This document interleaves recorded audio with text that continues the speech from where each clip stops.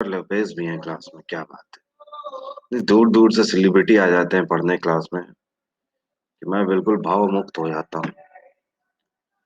Sir static GK IB, बेटा अब static GK IB के लिए अलग से बैच तो आ नहीं सकता है 5 दिन में। एसएससी के लिए ही आ सकता है ना। चलिए स्टार्ट करते हैं। मुगल एम्पायर, मुगलिया सल्तनत की जब भी हम लोग बात करते हैं तो हम सभी को पता है कि मुगलिया सल्तनत कब से आपकी स्टार्ट हुई। 1526 से। कल मैंने आपको बताया था कि बैटल ऑफ पानीपत होता है बाबर और इब्राहिम लोदी के बीच। ओके। और जिसमें इब्राहिम लोदी मारा जाता है और बाबर यहीं से मुगलिया सल्तनत की स्थापना कर देता है। आगे बढ़ने से पहले एक चीज समझने की जरूरत है। मुगलिया सल्तनत की स्थापना होती कैसे है, बाबर यहां पर आता कैसे है, इसको समझिए। मैंने आपको कल की क्लास में बताया था कि एक इक्वेशन यहां पर इस तरीके की बनने लगी थी कि बाबर को वहां से आना पड़ता है। समझिए यहां पर यह है अफगानिस्तान। अफगानिस्तान में एक प्रोविंस हुआ करता था जिसका नाम था फरगना। क्या नाम था? फरगना। और फरगना का रहने वाला था बाबर। बाबर यहीं से बचपन में, बचपन से लेकर पला बड़ा था। और बचपन से ही काफी महत्वाकांक्षी हुआ करता था बाबर। महत्वाकांक्षी का मतलब समझ रहे हैं? राज करना चाहता था वो। इसके बारे में ऐसा भी बोलते हैं कि जब ये 15 साल की उम्र का था, 15-16 साल की उम्र का, तभी इसने अपनी एक छोटी सी सेना बना ली थी और आसपास में फरगना के आसपास काबुल एरिया के छोटे बड़े राज्यों पर अटैक करने लगा था। ओके। इसका सपना था कि काबुल की गद्दी पर बैठे। इसने कभी भारत के बारे में नहीं सोचा था। ये काबुल पर ही राज अपना चाहता था। लेकिन नियति को ये शायद मंजूर था कि ये भारत आए और ये सारी चीजें हों। अब देखिए यहां पर क्या होता है। दिल्ली सल्तनत के तख्त पर दिल्ली सल्तनत का आखिरी शासक इब्राहिम लोदी होता है। इब्राहिम लोदी काफी दुष्ट प्रवृत्ति का हुआ करता था। एक नंबर का बदतमीज सुल्तान था ये। बदतमीज इस वजह से था क्योंकि इसको वाकई में तमीज नहीं थी किसी से बात करने की। जितने भी इसके नोबल्स होते थे किसी को रिस्पेक्ट नहीं देता था, ना ही अपने चाहने वालों को रिस्पेक्ट देता था। जो इसके रिश्तेदार हुआ करते थे अपने बेटों की भी कोई रिस्पेक्ट नहीं किया करता था। सिर्फ इसको सुल्तान होने का गुरूर था, घमंड था, जिसके मद में हमेशा ये चूर रहता था। इसकी वजह से जो इसके मिनिस्टर है वो इससे काफी परेशान रहा करते थे। इसके दरबार में कोई ज्यादा खुश नहीं रहता था। जैसे कि मैंने आपको बताया था, बहलोल लोदी बहुत डाउन टू अर्थ था। वो अपने नोबल्स के साथ नीचे कालीन में चटाई में बैठता था, कभी सिंहासन में नहीं बैठता था। उनको इंपॉर्टेंस देता था। यहाँ पे इसका हिसाब किताब उल्टा था। ये अपने बच्चों को भी दूसरों के सामने डिस्करेज कर दिया करता था। अब यहाँ पर क्या होता है कि यार इब्राहिम लोदी ने अपने कजिन को, अपने भाई को मुल्तान का, यहाँ पर मुल्तान और लाहौर की सूबेदारी दे रखी होती है। और इसका नाम होता है दौलत खान लोदी। क्या नाम होता है? दौलत खान लोदी। ये इब्राहिम लोदी का भाई है। और दौलत खान लोदी कहाँ पर सूबेदारी कर रहा है, मतलब कहाँ का गवर्नर है? मुल्तान और लाहौर का। इब्राहिम लोदी और दौलत खान लोदी के बीच में कई सारे मतभेद हो चुके होते हैं यहाँ पर। मतलब इब्राहिम लोदी दौलत खान लोदी को भी कुछ नहीं समझता होता है और आए दिन किसी की भी बेइज्जती कर दिया करता होता है किसी के भी सामने। दौलत खान लोदी के साथ भी ऐसा हो चुका होता है। और दौलत खान लोदी को यह बात लग चुकी होती है कि इब्राहिम लोदी मतलब अपने भाई का तख्ता पलट करना है किसी दिन। वो दिन तय है, निश्चित है। और ये धीमे धीमे अपनी तैयारी अंदर ही अंदर कर रहा होता है कि दिल्ली में इब्राहिम लोदी को किस तरीके से सक्सीड किया जाए। तो भैया ये मदद लेते हैं किसकी? इनके कानों में आवाज पड़ती है कि इस टाइम पर फरगना में हॉट फेवरेट चल रहा है कोई बाबर नाम का व्यक्ति। अब बाबर का यहाँ पर हिसाब किताब ये चल रहा होता है कि ये काबुल के छोटे बड़े सूबों पर आक्रमण कर रहा होता है। और जहां पर ये कई सारे युद्ध छोटे बड़े हारा भी है और कई सारे जीता भी था। पूरे काबुल में इसका कब्जा नहीं हो पाया था, लेकिन बाबर का नाम बहुत हो चुका था। उसका रीजन ये था कि इसके पास तोप थी, कैनन्स का इस्तेमाल ये करता था। इस वजह से इसका नाम दूर दूर तक छाया हुआ था इस टाइम पे कि बाबर नाम का एक लुटेरा है जो कि तोपों का इस्तेमाल करता है, जिसकी वजह से उसके सामने बड़ी से बड़ी सेना भी टिक नहीं पाती। तोप होना और उनका इस्तेमाल करने दोनों में अंतर है। बाबर के पास वो थी भी और उसका उसको सही इस्तेमाल करना भी आता था। दौलत खान लोदी ने बाबर को लेटर लिख के इनविटेशन दिया भारत आने का। और दौलत खान लोदी ने कहा कि जाहिर सी बात है दिल्ली सल्तनत में कितनी वेल्थ है ये तो बताने की जरूरत नहीं है। यहां से मेरा तुम्हें सपोर्ट है, तुम दिल्ली पर आके आक्रमण करो और दिल्ली की वेल्थ तुम्हारा इंतजार कर रही है, दिल्ली पे लूटपाट करो और चले जाओ आराम से। इसके बदले में मुझे क्या मिलेगा? मुझे दिल्ली का तख्त मिल जाएगा। तुम लुटेरे हो, तुम लूटपाट करके यहां से चले जाना, मैं दिल्ली का तख्त संभाल लूंगा और दोनों की जरूरतें पूरी हो जाएंगी। बाबर को पहली बार भारत से ये इनविटेशन गया होता है और बाबर फाइनली चला आता है। यहाँ पर दौलत खान लोधी से मिलता है मुल्तान में, और यहाँ से दौलत खान लोधी और बाबर दोनों की आर्मी मिलती है और कूच करते हैं दिल्ली की तरफ। इसी का परिणाम होता है कि 1526 में बैटल ऑफ पानीपत होता है बाबर और इब्राहिम लोधी के बीच में। यहाँ पर बाबर के द्वारा इब्राहिम लोधी को मौत के घाट उतार दिया जाता है। दिल्ली के तख्त को लूट लिया जाता है। एक बार दिल्ली फिर से लूट रही होती है, चारों तरफ त्राहिमाम मची होती है, चारों तरफ हाहाकार मचा होता है और बाबर आ चुका होता है। बड़ी बर्बरता के साथ लूटपाट करी जाती है, लोगों को कत्ल किया जाता है, ये सारी चीजें चल रही होती है।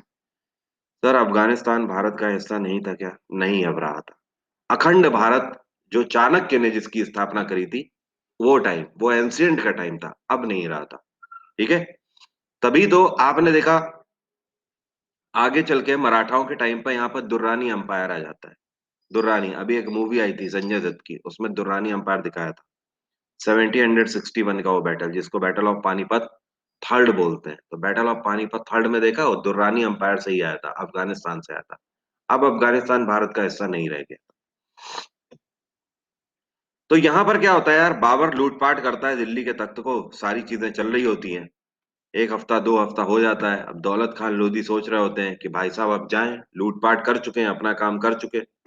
लेकिन बाबर कभी मथुरा पे जा रहा है, कभी वृंदावन के मंदिरों पे लूटपाट हो रही है, कभी दिल्ली पे लूटपाट हो रही है, कभी हरियाणा की तरफ लूटपाट हो रही है, हिसार की तरफ वाले एरिया में लूटपाट करके इसका पेट ही नहीं भर रहा होता है। नहीं, बाबर सोमनाथ नहीं गया था, बाबर सोमनाथ नहीं गया था। दौलत खान लोधी सोच रहे होते हैं भाई साहब अब जाएगा जाएगा जाएगा जाएगा, लेकिन जा ही नहीं रहा होता है। अब पूछ भी नहीं सकते यार, बुलाया हुआ है यार, और ऊपर से अपनी फुल फॉर्म में चल रहा है। तो खैर कुछ दिन हो जाते हैं, 2-3 महीने हो जाते हैं, जब दौलत खान लोधी उसके बाद कहता है यार तुम तो बिल्कुल डेरा ही डाल के बैठ गए हो, तुम्हें बुलाया था लूटपाट करने को, चले क्यों नहीं जाते यहाँ से? तो बाबर कहता है चले जाएंगे यार दोस्त, थोड़े दिन की बात है यार, रह लेने दो, अच्छा लग रहा है यहाँ मुझे। दौलत खान लोधी कहता है ठीक है यार, लेकिन ध्यान रखो यार, मुझे रूल भी करना है। तुम लोग यहाँ पे यार लूटपाट ही करते रहोगे, मैं दिल्ली सल्तनत कब चलाऊंगा? 2-3 महीने और निकल जाते हैं।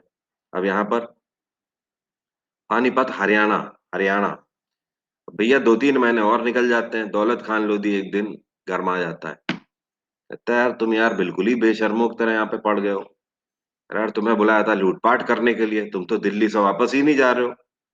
तो बाबर कहता है अब ऐसा है ना यार, मेरा यहाँ पे मन लग गया है और तुम हमारे कर रहे हो बहुत खुड़, तो एक काम करते हैं ना, तुम ही को किनारे कर देते हैं। उठाता है कटार और इन्हीं की गर्दन पे लगा के इन्हीं का हिसाब किताब वहीं फाइनल कर देता है। बही खाता लिख के अपनी डायनेस्टी स्थापित कर देता है। इस तरीके से मुगलिया सल्तनत यहाँ पे स्थापित हो जाती है। बाबर ने अपनी बायोग्राफी लिखी हुई है, उस बायोग्राफी का नाम है बाबरनामा। उसमें बाबर ने लिखा हुआ है कि वो भारत तो लूटपाट करने के लिए आया था, लेकिन यहाँ पर दिल्ली का मौसम उसको अच्छा लग गया था। जाहिर सी बात है, वो जहां से आया था फरगना काबुल से, भयंकर धूप, चारों तरफ कंकड़ पत्थर, और यहाँ पे दिल्ली में आके चारों तरफ उसे हरियाली हरियाली दिख रही। ऊपर से दिल्ली की सर्दी फेमस ही है, तो बाबर का यहाँ पर वेदर की वजह से मन लग गया था।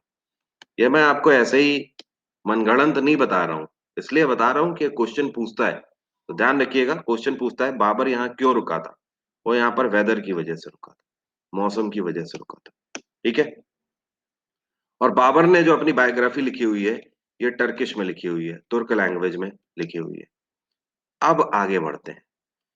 मुगलिया सल्तनत वैसे तो आपकी 1526 से स्टार्ट होती है, और 1526 से स्टार्ट होकर 1857 तक चली है। 1857 में बहादुर शाह जफर सेकंड आखिरी शासक थे मुगलिया। इसके बाद मुगल सल्तनत खत्म हो गई थी। लेकिन मुगल सल्तनत फुल फ्लैश में 1707 तक चली है, औरंगजेब के टाइम पीरियड तक। इसके बाद से मुगलिया सल्तनत का फॉलन स्टार्ट हो जाता है, क्योंकि British east India company full form में आ जाती है और ये धीमे धीमे मुगलों का वर्चस्व कम होने लगता है। 1707 में इधर औरंगजेब की मृत्यु होती है। इधर 1720 से लेकर 40 तक बाजीराव आ जाते हैं उधर मराठा एम्पायर में, जिनकी वजह से 1720 से 1740 में बाजीराव जो थे, उन्होंने मुगलों को सबसे पीछे धकेल दिया था। मतलब मराठा एम्पायर के सामने ही मुगलों की नहीं चली है। अदरवाइज मुगलों ने इतना लंबा शासन थोड़ी किया होता। बाकी इससे पहले मुगलों को दबाने वाला कोई भी नहीं था। लगभग सारे राजपूती रजवाड़ों को मुगलों के सामने शर्तें माननी पड़ी थी। लेकिन ध्यान रखिएगा, बाजीराव के आते ही यहाँ पर 1720 से 40 के बीच में मुगलों का सबसे ज्यादा डिक्लाइन हुआ। उसके बाद ऐसा डिक्लाइन हुआ कि फिर ये कभी उठ नहीं पाए। तो हमें भी पढ़ना होता है एसएससी के पॉइंट ऑफ व्यू से, कहां तक, बाबर से लेकर औरंगजेब तक हमें पढ़ना होता है। हम लोग 1526 से अब शुरू करेंगे, 1707 तक जाएंगे, ठीक है। सबसे पहले बात करते हैं बाबर की। यहाँ पर आपको पता ही होगा, उम्मीद करता हूँ, ये सब बेटे के बेटे के बेटे के बेटे के बेटे हैं, ठीक है। बाबर का बेटा हुमायूं, हुमायूं का बेटा अकबर, अकबर का बेटा जहांगीर, जहांगीर का बेटा शाहजहां और शाहजहां का बेटा औरंगजेब। रियल फाउंडर कौन है? बाबर को ही यहाँ पर रियल फाउंडर नहीं बोला जाता है। मुगलिया सल्तनत में वो वाला केस बिल्कुल नहीं है कि who is founder and who is real founder. मुगलिया सल्तनत में मोहम्मद जहीरुद्दीन बाबर यही फाउंडर है, बस, दैट्स इट। यहाँ वो वाली बात नहीं है। तो बात करते हैं बाबर के बारे में। बाबर का जन्म हुआ था 14 फरवरी 1483 को। काफी अच्छे दिन जन्म हुआ था, वैलेंटाइन डे वाले दिन जन्म हुआ था भाई साहब का। और कहाँ पर हुआ था? काबुल में, फरगना में जन्म हुआ था। इनके पिता का नाम था उमर शेख मिर्जा सेकंड और इनकी माता का नाम था कुतलग निगार खानूम। बाबर के पिता एक अच्छे खासे जमींदार हुआ करते थे। बाबर चाहता तो अपने पिताजी के रुआब पर एक जमींदारी अच्छी सी वहां पे कर सकता था, लेकिन बाबर को इतने से ही मंजूर नहीं था। बाबर को कुछ बड़ा चाहिए था। वो बचपन से ही, जैसा कि मैंने आपसे कहा, महत्वाकांक्षी बहुत था। कहीं ना कहीं वो शासन करना चाहता था और इसी बिहाफ पर वो उसने क्या किया, 15 साल की उम्र से ही बैटल करने शुरू कर दिए थे। एक चीज और, बाबर को फाउंडर ऑफ मुगल अंपायर तो बोला ही जाता है, वो तो एक अलग बात है, लेकिन बाबर जो है, ये भारत में पहली बार 1526 में नहीं आया था। बाबर उससे पहले भी एक बार 1519 में राजस्थान के बेरा में अटैक कर चुका था, ठीक है।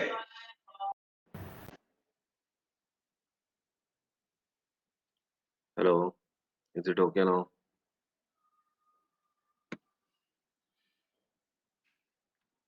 ये कौन है भाई कह रहा है तुम इतनी सुंदर हो ही? किसके लिए कह रहे हैं तुम इतनी सुंदर हो? तो क्लास से जैसे ही मैं जाता नहीं हूँ, अपना काम शुरू कर देते हो तुम लोग, फुल फॉर्म में आ जाते हो। खैर, तो मोहम्मद जहीरुद्दीन बाबर जो था, बाबर ने पहली बार भारत में 1519 में अटैक किया था और राजस्थान के बेरा में अटैक किया था। ये चीज आपको ध्यान रखनी है। बाबर की ऑटोबायोग्राफी उसने खुद लिखी हुई है, जाहिर सी बात है, जिसका नाम है बाबरनामा, और तुर्क लैंग्वेज में लिखी हुई है। बाबर के अगर बैटल्स की बात करें, तो बाबर जब हिंदुस्तान में आया था तो इसका पहला बैटल हुआ था 1526 में, जिसको बैटल ऑफ पानीपत के नाम से जानते हैं। और बैटल ऑफ पानीपत किससे हुआ था? इब्राहिम लोदी से हुआ था। उसके अगले साल बाबर ने बैटल ऑफ खानवा किया। यह बैटल हुआ था राणा सांगा से। 1528 इसके बाद इसका तीसरा बैटल था चंदेरी का, और चंदेरी के राजा थे मेदिनी राय। क्या नाम था? मेदिनी राय। इनसे हुआ। और चौथा और इसका आखिरी बैटल, बैटल ऑफ घाघरा के नाम से जाना जाता है, 1529 में हुआ। ओके। और ये किसके खिलाफ हुआ था? अफगानी फोर्सेस के खिलाफ हुआ था। कई सारे अफगान के छोटे बड़े शासकों ने इसके खिलाफ युद्ध छेड़ा था। इसने अकेले ही सबको हरा दिया था। बाबर ये जो चारों बैटल जीता था, इसका मेन मकसद था, इसका जो मेन रीजन था, वो सिर्फ और सिर्फ उसकी कैनन्स थी। उसको तोपों का सही इस्तेमाल करना आता था, और भारत में किसी भी राजा के पास उस टाइम पे तोप नहीं हुआ करती थी, कैनन्स नहीं हुआ करती थी। तोपों के सही इस्तेमाल की वजह से बैटल में इसकी कैजुअलिटी नहीं होती थी, जिसकी वजह से ये चारों बैटल जीत गया था। एक बात समझिएगा, दिल्ली सल्तनत तो इसने पहले ही हत्या ली थी एक ही झटके में। इसके बाद खानवा, मतलब इसने राजपूतों को उधर चुप कराया। चंदेरी, जाहिर सी बात है, भारत में आने के बाद सबसे बड़ा बैरियर जो हुआ करते थे, वो राजपूत हुआ करते थे। राजपूतों से निपटना आम बात नहीं थी।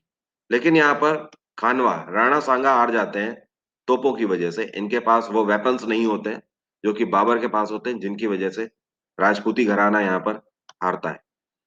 इसके बाद मेदिनी राय, मध्य प्रदेश वाला एरिया आ जाता है पूरा इसके कंट्रोल में। और घाघरा, बैटल ऑफ घाघरा में अपने जो पुराने लोग होते हैं जो इससे जेलस फील करते होते हैं, उनको भी शत्रुओं को चुप कराकर चारों तरफ से ये एक पुख्ता स्थापना कर देता है मुगलिया सल्तनत। मतलब पूरे नॉर्थ इंडिया में जिसका बोलबाला हो गया है वो तो पूरे इंडिया में हुकूमत करेगा ही करेगा। अब एक चीज और ध्यान रखिएगा, बाबर ने अपनी ऑटोबायोग्राफी में उस टाइम पर भारत का सबसे शूरवीर राजा किसको बताया हुआ है? तो उसने राजा कृष्णदेव राय को सबसे शूरवीर शासक बताया हुआ है। राजा कृष्णदेव राय, इनके बारे में मैंने आपको पढ़ाया हुआ है ऑलरेडी। विजयनगर अंपायर के अंदर तीसरी डायनेस्टी के ये राजा थे, और उस डायनेस्टी का नाम था क्या? तुलवा डायनेस्टी। तुलवा डायनेस्टी के शासक थे। इनको सबसे ज्यादा शूरवीर बाबर ने बताया हुआ है। एक क्वेश्चन आपसे पूछता है, बाबर ने बाबरनामा में सबसे कम किस चीज के बारे में बताया है? आपको ध्यान रखना है वॉर्स के बारे में, युद्धों के बारे में सबसे कम बताया हुआ है। 1530 में बाबर की डेथ हो जाती है। बीमार होने की वजह से इसकी डेथ होती है। इसकी डेथ आगरा में हुई थी। पहले इसको आगरा में दफनाया गया था आराम बाग में, लेकिन उसके बाद इसको फाइनली काबुल में ले जाके दफनाया गया। इसकी डेड बॉडी को निकाला गया, निकाल के काबुल में भी दफनाया गया। तो फाइनली ध्यान रखना इसकी टॉम्ब कहाँ पर है? काबुल में है। लेकिन कभी आपसे अगर पूछ दे कि भारत में बाबर की टॉम्ब कहाँ पे है, तो अचंभित मत हो जाना, आगरा में है, ये चीज ध्यान रखिए। बाबर का कार्यकाल आपने देखा केवल 4 साल का रहा है, 1526 से 30। इन 4 साल में काफी कुछ है जहां से क्वेश्चन बनते हैं, और वो मैंने आपको बता दिया है। इसके बाद 1530 में जब मृत्यु होती है, तो बाबर का बेटा हुमायूं तख्त के लिए एलिजिबल होता है, और हुमायूं आ जाता है। पवन का कहना है काबुल कहाँ है? ऐसे क्वेश्चन पूछोगे अब? ऐसे क्वेश्चन पूछोगे?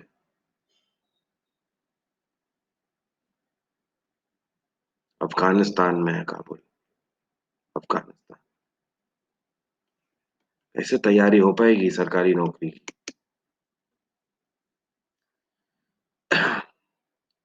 खैर, अब देखिए हुमायूं तख्त पर आ जाता है। हुमायूं के शासनकाल में एक चीज आपको अलग दिख रही है। हुमायूं का शासनकाल अजीबोगरीब तरीके से यहाँ पर लिखा हुआ है, दो तरीके से। मतलब 1530 से 40 हुमायूं ने शासन किया है। उसके बाद आप देख रहे हो 15 साल का गैप है, 1555 से लेकर 56 तक फिर से शासन किया है। इसका मतलब ये है कि हुमायूं का ये जो कार्यकाल है काफी डिस्टर्बिंग रहा है। आपसे एक क्वेश्चन और पूछता है कि कौन सा मुगलिया शासक है जिसकी लगभग पूरी जिंदगी स्ट्रगल करते हुए निकल गई? ध्यान रखिएगा, हुमायूं ही है वो। हुमायूं की लगभग पूरी जिंदगी स्ट्रगल करते हुए निकल गई। इसकी जिंदगी में ऐसा क्या हुआ, देखते हैं, थोड़ी नजर डालते हैं हुमायूं की लाइफ पर। हुमायूं जब 1530 से 40 तक रूल करता है, अपने पिता का तख्त संभालता है, मुगलिया सल्तनत की बागडोर संभालता है, तो 1533 में 3 साल बाद ही ये एक नए शहर की स्थापना करता है दिल्ली के पास, जिसको दीन पना शहर के नाम से जाना जाता है। और दीन पना शहर के अंदर ये एक लाइब्रेरी बनवाता है जिसका नाम है शेर मंडल।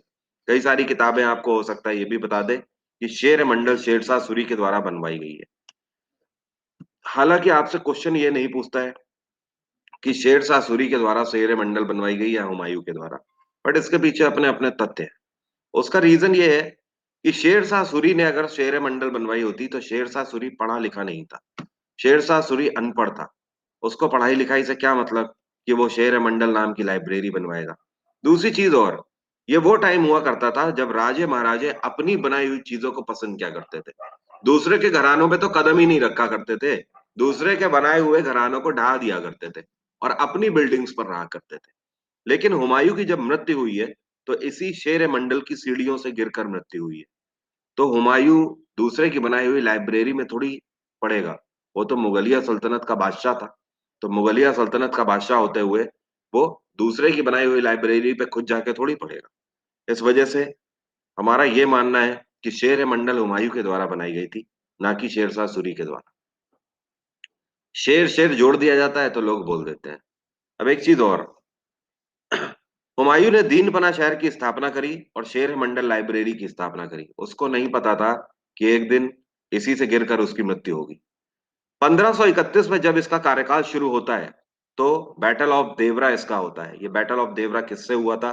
शेरशाह सूरी से हुआ था। इस बैटल का रिजल्ट था, हुमायूं इस बैटल को जीता था। ठीक है। इसके बाद क्या होता है, 8 साल के बाद 1539 में फिर से इसके ऊपर कड़े तरीके से शेरशाह सूरी अचानक से आक्रमण करता है, जिसको हम लोग बैटल ऑफ चौसा के नाम से जानते हैं।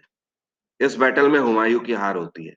हुमायूं जब ये चौसा का युद्ध हार जाता है तो वो भारत में और नीचे की तरफ आ जाता है टेरिटरी में। ये आ जाता है कन्नौज की तरफ। कन्नौज को कन्नौज के नाम से आज भी जाना जाता है, लेकिन पहले इसको बिलग्राम के भी नाम से जानते थे। तो इसी को बैटल ऑफ कन्नौज बोलते हैं, इसी को बिलग्राम बोलते हैं। जब ये नीचे कन्नौज वाले एरिया की तरफ आ जाता है, ठीक है, कोई दिक्कत नहीं है। अब जब नेट हो तब पढ़ लीजिएगा, कोई दिक्कत नहीं है। तो ये जो बैटल ऑफ कन्नौज और बिलग्राम है, ये तभी होता है अगले साल शेरशाह सूरी इसको एक तरीके से घेराबंदी करने की उसकी कोशिश होती है कि हुमायूं को घेर लिया जाए, जाने ना दिया जाए। और ये इसको जब पता लगता है कि कन्नौज तक पहुंच चुका है हुमायूं, तो कन्नौज में ही हुमायूं को घेर लिया जाता है और वहां पर फिर से अटैक किया जाता है। हुमायूं बुरी तरह ये भी बैटल हारता है। मतलब पहले बैटल ऑफ चौसा, अगले साल बैटल ऑफ बिलग्राम भी हार चुका है। इसके बाद हुमायूं यहाँ से जान बचा के सीधे भाग निकलता है। उसके पास कोई चारा नहीं होता है कि वो भारत को छोड़े बिना यहाँ पर रह सके। वो भारत छोड़ के उसे जाना पड़ता है। ये भारत छोड़ के जाता कहाँ है? ईरान, फारस जाता है। और फारस में जाके वहां के खलीफा से शरण मांगता है अपनी जान बचाने के लिए। वहां का खलीफा हुमायूं के सामने कंडीशन रखता है कि अगर तुम सुन्नी से शिया में कन्वर्ट होगे तो ही हम तुम्हें पनाह दे पाएंगे। हुमायूं के सामने भी और कोई कंडीशन नहीं थी, क्योंकि उसे अपनी जान बचानी थी। और फाइनली हुमायूं वहां पर शिया धर्म को ऑप्ट करता है। तभी आप देखते हो आज की भी डेट में डिबेट का कारण बना रहता है। कुछ मुस्लिम्स कहते हैं कि मुगल सुन्नी थे, कुछ मुस्लिम्स बोलते हैं मुगल शिया थे। एक्चुअली यहीं से सारी चीजें बदल जाती हैं। ठीक है। हाँ। अब इस केस में क्या है कि हुमायूं को यहाँ पर शरण दे दी जाती है। वो ईरान के खलीफा के यहाँ रहने लगता है वहां पर। और वहां पे हुमायूं की मुलाकात होती है हामिदा बानो से। हामिदा बानो से इनको प्यार हो जाता है, हामिदा बानो को भी इनसे प्यार हो जाता है। लेकिन भैया वो समाज अलग हुआ करता था। हुमायूं वहां पर बाहर ही था। हुमायूं को कोई वहां पर बादशाह की नजर से नहीं देखता था। ईरान की रंगो रूप जो था, जो पुराना ईरान हुआ करता था, जो मैंने कासिम के टाइम पीरियड पे बताया था कि ईरान में कुछ नहीं हुआ करता था, बिल्कुल गरीब हुआ करता था, अब ऐसा नहीं था। अब ईरान वेल्थी हो चुका था। ईरान में भी पैसा हुआ करता था। और ईरान के खलीफा की अब अपनी इज्जत कहीं ज्यादा हुआ करती थी और रुतबा भी हुआ करता था। उसी से आपको पता लग जाएगा कि ईरान के खलीफा ने हुमायूं के सामने शर्त रख दी थी कि हम आपको तभी पनाह देंगे जब आप शिया में कन्वर्ट हो गए। इसी से आपको समझ आ गया होगा कि बहुत ज्यादा इंपॉर्टेंस नहीं दे रहे थे हुमायूं को वैसे भी। अब इसके बाद बेटा जाति का फर्क है। ठीक है। जात पात हर जगह पर है, आप लोग जानते ही हो। ठीक है। जैसे हिंदू धर्म के अंदर, ओके, वर्ण सिस्टम है, वैसे ही और भी केवल सिया सुन्नी नहीं होते हैं, और भी कई सारे होते हैं। वहाबी होते हैं। हर धर्म के अंदर ये चल रहा है। ईसाइयों में भी ऐसा ही है। हाँ। लेकिन ये सारी चीजें छोड़ो, यहाँ पे कंसंट्रेट करो। हाँ। अब यहाँ पर क्या है कि हामिदा बानो से इनकी मुलाकात होती है। ये हामिदा बानो के प्यार में होते हैं, हामिदा बानो भी इनके प्यार में होती हैं। जब लोगों को वहां पे पता लगता है तो लोगों को ये चीज मंजूर नहीं होती। समस्या ये हो जाती है कि भैया यहाँ पर हामिदा बानो और हुमायूं के बीच में खता हो जाती है। उस खता की वजह से इनको यहाँ पर निकाह करके देश निकाला दे दिया जाता है। मतलब अभी अभी भाई ने उठना शुरू किया था, दिन फिर से खराब हो जाते हैं। और भाई को इस बार इनकी वाइफ के साथ देश निकाला दे दिया जाता है।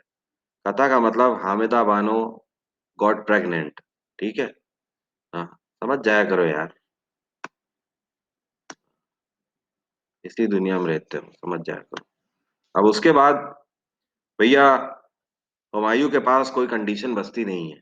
हुमायूं यहाँ से निकल पड़ते हैं फिर से। और चलते जाते हैं, चलते जाते हैं। आप देख रहे हो कितना स्ट्रगल में टाइम बीत रहा है। 1538 उनतालीस से हारना शुरू किया है, 1539 से डिस्टर्बिंग पीरियड चल रहा है। उसके बाद ईरान में अभी पहुंचे ही थे कि वहां से शादी हो गई और शादी होके देश निकाला भी मिल गया। उसके बाद हुमायूं इस वाली बेल्ट से आ रहे होते हैं, आ रहे होते हैं, आ रहे होते हैं। हामिदा बानो वैसे भी प्रेग्नेंट होती हैं। ट्रबल और बढ़ रहा होता है डे बाय डे। और पाकिस्तान में एक प्रोविंस पड़ता है आज की डेट में जिसको बोलते हैं अमरकोट। क्या बोलते हैं? अमरकोट। वहां पे आके वो टाइम हो चला होता है जब हामिदा बानो को बच्चे को जन्म देना होता है। हुमायूं पता करता है कि अमरकोट के राजा कौन है। हुमायूं देख रहा होता है, वो अपनी वाइफ को देख नहीं सकता होता है इतने ट्रबल में। और मरता क्या ना करता, वो देखता है कि अमरकोट के राजा कौन है। अमरकोट के राजा थे वीर साल। वो राजा वीर साल के पास जाता है, अपना इंट्रोडक्शन देता है कि मैं मुगल शासक हुमायूं, मेरे साथ मेरी वाइफ है, इस तरीके से मैं ट्रबल में हूँ। राजा साहब मुझे पनाह दी जाए। राजा वीर साल हुमायूं को पनाह देते हैं हामिदा बानो के साथ। राजा वीर साल के महल में, अमरकोट के महल में, यह दिन होता है 15 अक्टूबर 1542। इस दिन को हामिदा बानो एक बेटे को जन्म देती हैं और इसका नाम क्या होता है? इसका नाम होता है मोहम्मद जलालुद्दीन। क्या नाम होता है? मोहम्मद जलालुद्दीन। ये वही शख्स है जिसको आगे चलकर हिंदुस्तान की आवाम अकबर का खिताब देती है। तो इस दिन अमरकोट के राजा वीर साल के महल में हामिदा बानो मोहम्मद जलालुद्दीन को जन्म देती है। सेखू बाबा कहाँ से आ गए? सेखू बाबा इनके बच्चे हैं भाई। सेखू बाबा को अभी मत लेके आइए, अभी ये खुद ही छोटे हैं, सेखू बाबा कहाँ से आएंगे? अकबर का मतलब होता है ऊपर वाले के तुल्य, ठीक है। अब यहाँ पर क्या होता है, और एक चीज और पता है ना, महाराणा प्रताप का जन्म कब हुआ था? महाराणा प्रताप का जन्म 2 साल पहले हो चुका है। महाराणा प्रताप अकबर से 2 साल बड़े थे। 1540 में महाराणा प्रताप का जन्म हो चुका था, कुंभलगढ़ के किले में, ठीक है। अब यहाँ पर अकबर का जन्म हो जाता है, लेकिन हुमायूं को ना नींद होती है ना चैन होता है। क्यों? क्योंकि हुमायूं के आगे पूरी जिंदगी पड़ी होती है। अब तो हुमायूं का बेटा भी पैदा हो गया होता है। हुमायूं दिन रात बस यही सोच रहा होता है कि किस तरीके से मैं राजा हुआ करता था, आज मेरे पास क्या है? कुछ नहीं है। और अब क्या करना होगा, क्या करना होगा? लेकिन हुमायूं के सामने ले देकर वही सारी चीजें आ रही होती हैं और उसके आगे कोई रास्ता नहीं होता है। ये है डिसाइडेड कि अगर मरना ही है तो ऐसे तिल तिल के नहीं, अब लड़ के ही मरेंगे। या तो सल्तनत की स्थापना वापस हो जाएगी, और नहीं तो मर तो वैसे भी रहे। क्योंकि वो एक शासक था, और शासक जब आप हाइट से नीचे आ जाते हो तो आपसे बर्दाश्त नहीं होता है। हुमायूं इस टाइम पर अपने भाइयों को याद कर रहा होता है जिनकी वो मदद ले सकता होता है। और हुमायूं के 4 भाई होते हैं। हुमायूं मतलब खुद 4 भाई होता है। सबसे बड़ा हुमायूं, दूसरा होता है कामरान, तीसरा भाई होता है हिंदाल, और चौथा भाई इसका होता है अस्करी। कौन होता है? अस्करी। हुमायूं की एक खास बात होती है, हुमायूं ने कभी भी अपने भाइयों का हक नहीं मारा होता है। इसके भाई हुमायूं की हमेशा इसी वजह से बहुत इज्जत किया करते होते हैं। हुमायूं खुद तो मुगलिया सल्तनत के तख्त को सर्व कर रहा होता है, लेकिन उसने हिंदाल और अस्करी दोनों को मेरठ की सूबेदारी दे रखी होती है, और अपने भाई कामरान को लाहौर की सूबेदारी इसमें दे रखी होती है। लेकिन वो जो मेरठ वाला हिस्सा है वहां पे तो अब शेरशाह सूरी का कब्जा हो चुका था। तो हिंदाल और अस्करी के भी पांव उखड़ चुके थे वहां से। लेकिन शेरशाह सूरी ने लाहौर पे आक्रमण नहीं किया था। कामरान अभी भी टिका हुआ था लाहौर पे। मतलब लाहौर का सूबेदार कामरान था, या आप बोल सकते हो लाहौर का शासक कामरान था। हुमायूं को ये बात पता लगती है। हुमायूं हामिदा बानो को यहीं पर छोड़ते हैं, अमरकोट के राजा वीर साल के महल में, और निकल पड़ता है अकेला अपने भाइयों से मिलने कामरान के यहाँ। अब आप समझिए, अकबर की परवरिश यहाँ शुरू हो चुकी है, और यहीं पर अमरकोट के राजा वीर साल के यहाँ ही महामंगा आती हैं। ये महामंगा अकबर की दाई माँ होती है, मतलब एक तरीके से चाइल्ड केयर टेकर, ठीक है। तो महामंगा ये वही है जिन्होंने अकबर को पाल पोस के बड़ा किया होता है। इनको अपना दूध पिलाया होता है महामंगा ने।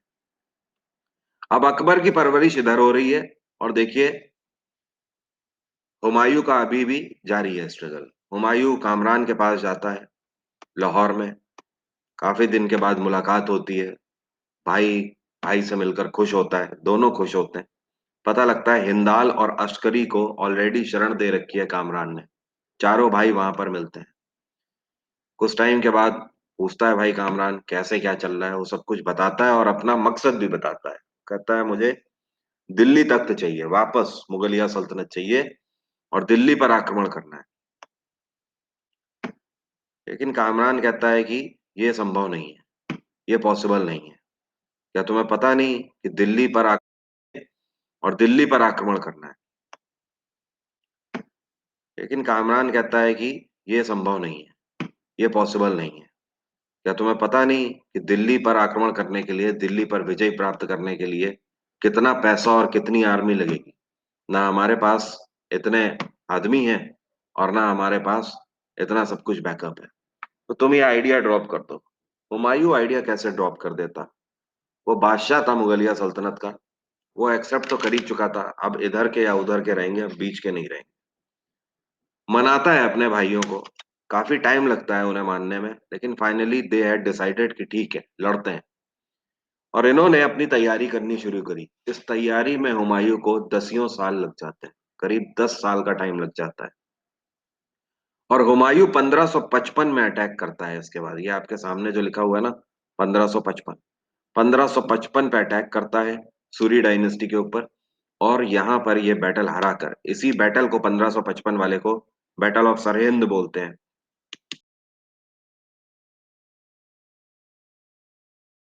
सल्तनत की स्थापना कर दी है 1555। अब हुमायूं को हम लोग फिर से देखेंगे, लेकिन पहले देखते हैं कि इन पिछले 15 सालों में क्या हुआ। तो रिकैप पे चलते हैं। 1540 में 1540 में जब बैटल ऑफ बिलग्राम हुमायूं हारा था, वो ईरान भाग गया था अपनी जान बचा के।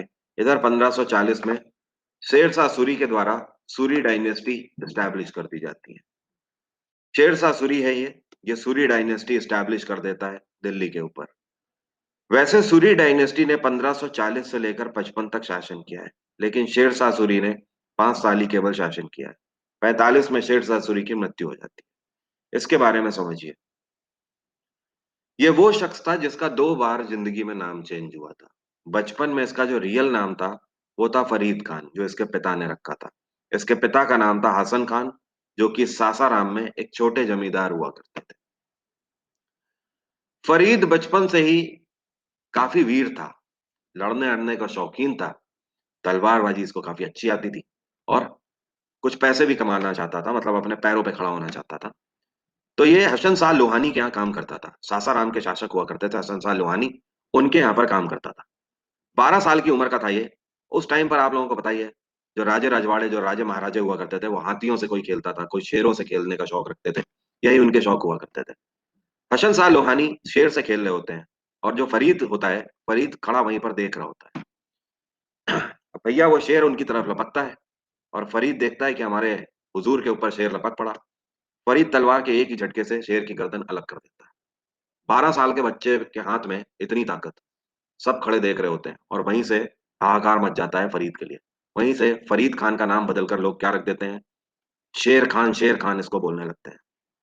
ठीक है, इसको एक टाइटल मिलता है शेर खान। शेर खान के नाम से फेमस हो जाता है हर जगह पर।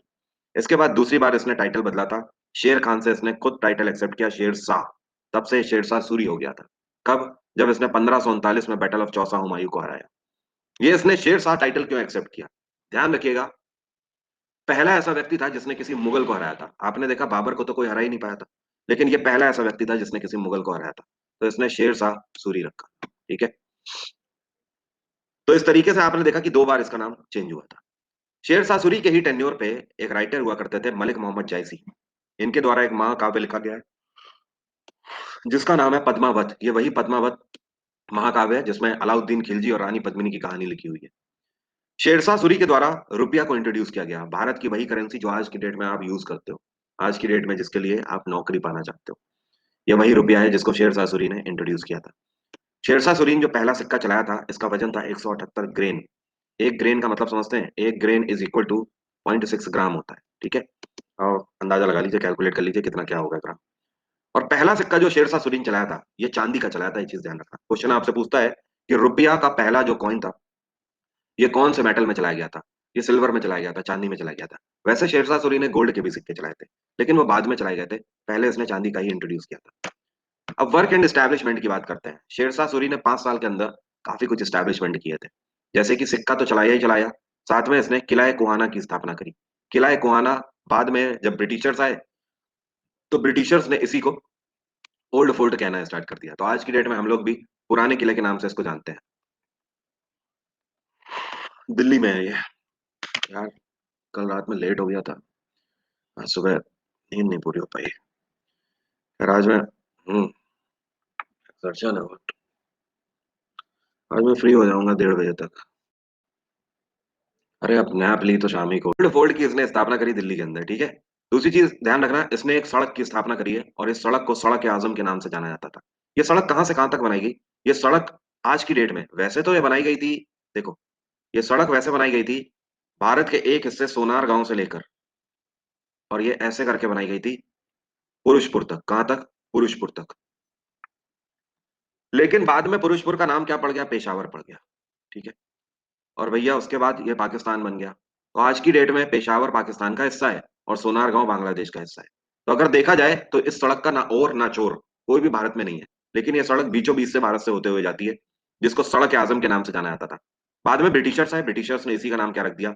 जीटी रोड रख दिया, ग्रैंड ट्रंक रोड रख दिया। आज की डेट में हम लोग इसको जीटी रोड के ही नाम से जानते हैं। इसी को और भी कई नामों से जाना जाता है। इसी को उत्तरपात बोलते हैं, इसी को शाह राह ए आजम भी बोलते हैं, इसी को सड़क आजम भी बोलते हैं, इसी सड़क को बादशाही सड़क भी बोलते हैं, और इसको द लॉन्ग वॉक भी बोलते हैं। इतने सारे नाम है जीटी रोड के, ध्यान रखिएगा। इसके बाद क्या होता है? 1545 में यह मध्य प्रदेश के कालिंजर में आक्रमण कर देता है। कालिंजर का फोर्ट यह जीत तो लेता है, लेकिन वहीं पर इसकी मृत्यु हो जाती है। इसकी मृत्यु अजीबोगरीब तरीके से हुई थी। भैया खुशी में चले जा रहे होते हैं, आगे किला है, किले की तरफ बढ़ते चले जा रहे होते हैं, और पीछे से इनकी सेना तोप लगा के खड़ी होती है। अभी तक इनकी सेना तोप के गोले आगे दाग रही होती है दूसरी सेना पे। अब भाई साहब आगे पहुंच गए होते हैं, तो इनकी सेना अपने ही राजा शेरशाह सूरी के ऊपर ही तोप का गोला गिरा देती है दम से। मतलब खुद ही के तोप के गोले से इनकी मौत हो जाती है, ठीक है। तभी आप देखते हो ना, एनडीए एसएसबी में जब आपको ज्वाइन कराते हैं आर्टिलरी में, उसके लिए आपको पहले इंजीनियरिंग कराते हैं। कितना जरूरी है इंजीनियरिंग आना, नहीं तो पता लगे अपनी सेना के ऊपर धड़ाम से गिरा दो। तो भैया खुद ही की तोप के गोले से इनकी मौत हो गई थी 1545 में।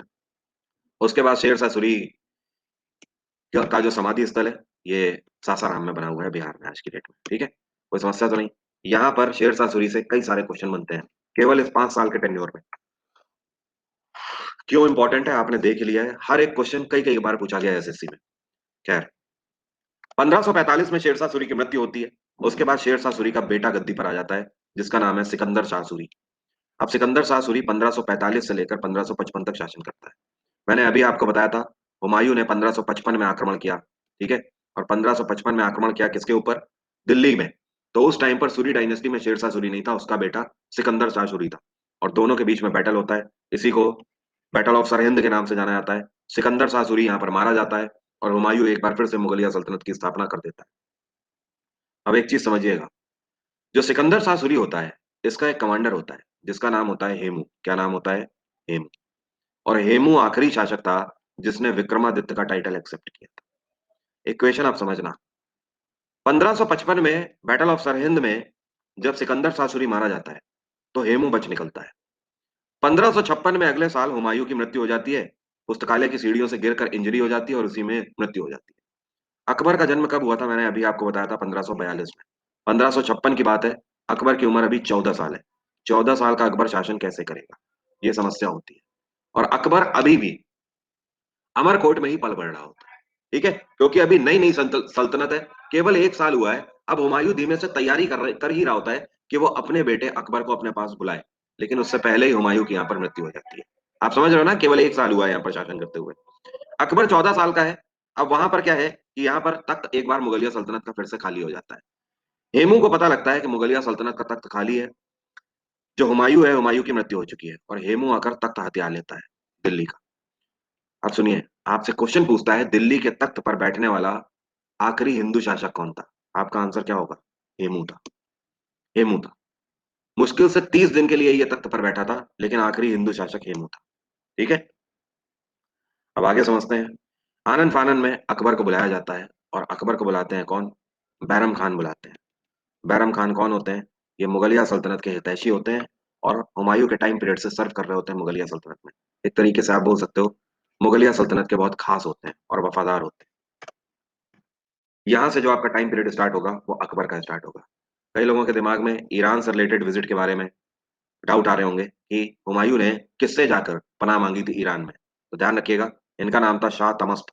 उस टाइम पे ईरान का खलीफा शाह तमस्त था, जिससे जाकर हुमायूं ने पनाह मांगी थी, और इसी ने हुमायूं के सामने कंडीशन रखी थी कि अगर तुम शिया में कन्वर्ट होते हो तो। Hamida Banu Begum was born in 1527 to Sheikh Ali Akbar Jami, a Persian Shia. एक फारसी सिया के यहाँ पर जन्मी थी हामिदा बानो 1527 में।